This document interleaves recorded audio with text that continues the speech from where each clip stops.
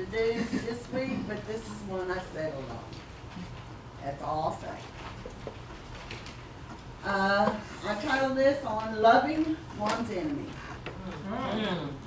It is when we love the other, the enemy, that we obtain from God the key to an understanding of who He is and who we are. It is only this realization that can open to us the real nature of our duty and of right action. To shut out the person and to refuse to consider him as a person, as an other self, we resort to the impersonal law and to abstract nature. That is to say, we block off the reality of the other, we cut the intercommunication of our nature and his nature, and we consider only our own nature with its rights, its claims, and its demands. And we justify the evil we do to our brother because he is no longer a brother.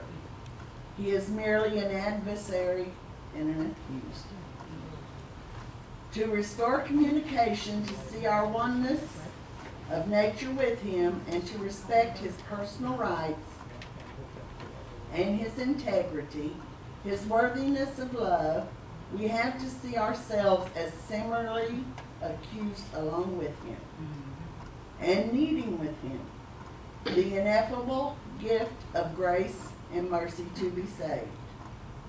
Then, instead of pushing him down, trying to climb out by using his head as a stepping stone for ourselves, we help ourselves to rise by helping him to rise.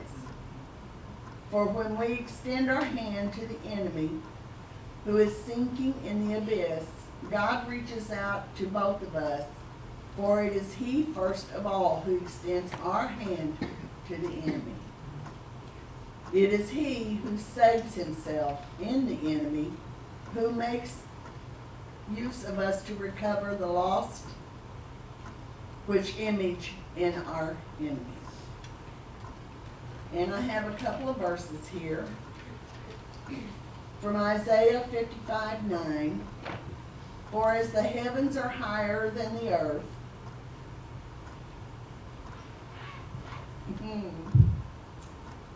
so are my ways higher than your ways. Yeah.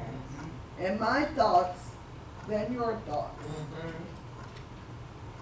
And Ephesians 4:2, with all lowliness and meekness, with long suffering, forbearing one another in love. And Ephesians 4:31 and 32.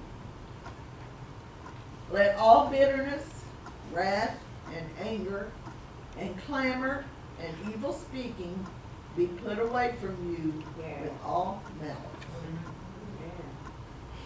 And be ye kind one to another, tender-hearted, forgiving one another, even as God, for Christ's sake, has forgiven you.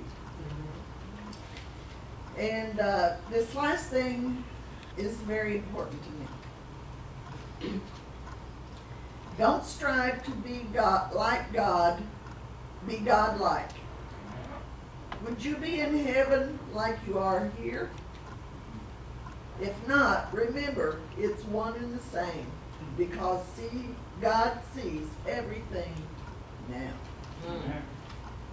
So when we have that person that we just can't stand, and I had one of those, a sister-in-law, and I talked to Pastor Moore about it, and he said, not only do I have to forgive her, I have to love her. I thought, Lord, I can pray for her, but I just don't see how I can love her. But over this past year, I have come to love her. And I feel so much more free than I did before. So just remember, love one another. Amen.